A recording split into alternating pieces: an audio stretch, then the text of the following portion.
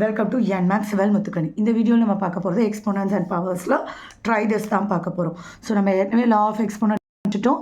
Base சேமாக இருந்தால் அதோட பவர்ஸை நம்ம என்ன பண்ணலாம், ஆட் பண்ணலான்ட்டு. இப்போ -2 சேம் பேஸ், அப்போ அதோட பவர் நம்ம என்ன பண்ணலாம், ஆட் பண்ணலாம். -2 to the raised power -3 plus -4. So -2 power -3 plus into minus. இதெல்லாம் இனிமேல் நீங்கள் தெரிஞ்சுக்கணும். ப்ளஸ் இன்ட்டு மைனஸ்னால் ஆன்சரில் மைனஸ் வரணும், மைனஸ் இன்ட்டு ப்ளஸ்னால் ஆன்சரில் மைனஸ் வரணும். ரெண்டுமே மைனஸாக இருந்தால் ஆன்சர் ப்ளஸ், ஆல்ரெடி ரெண்டுமே ப்ளஸ்ஸாக இருந்தாலும் ஆன்சரில் ப்ளஸ் வரும். ஸோ -4 இது மல்டிப்ளிகேஷன் ஆப்ரேஷனுக்கு. அடிஷனாக இருந்தால் என்ன சொல்லியிருக்கோம், ரெண்டு மைனஸ் இருந்தால் நம்ம என்ன பண்ணணும், ஆட் பண்ணிவிட்டு மைனஸ் சைன் போடணும். ரெண்டு ப்ளஸ்ஸாக இருந்தாலும் ஆட் பண்ணிவிட்டு ப்ளஸ் சைன் போட போகிறோம்.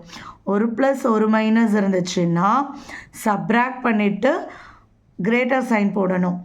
அதே தான், ஒரு ப்ளஸ் ஒரு மைனஸ் இருந்ததுன்னா சப்ராக்ட் பண்ணிவிட்டு கிரேட்டர் சைனை போடணும். ஸோ இங்கே ரெண்டுமே நெகட்டிவில் இருக்குது. ஸோ ஆட் பண்ணிவிட்டு நெகட்டிவ் சைனை போட்டுடணும். அப்போ இதோட அர்த்தம் என்னது, 1/-2 பவர் 7. ஏன்னா பவர் மைனஸில் இருக்கிறதுனால அது டினாமினேட்டர்.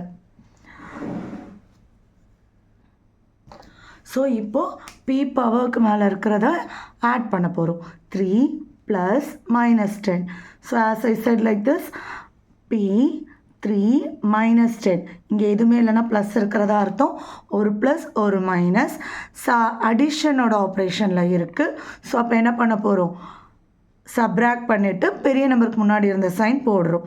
ஸோ பவர் நெகட்டிவில் இருந்ததுனால அது டினாமினேட்டரை குறிக்குதுன்னு அர்த்தம். இப்போது இங்கே 3 பவர்ஸ் இருக்குது, ஆனால் பேஸ் சேம் தான். ஸோ ரூல் மாறாது.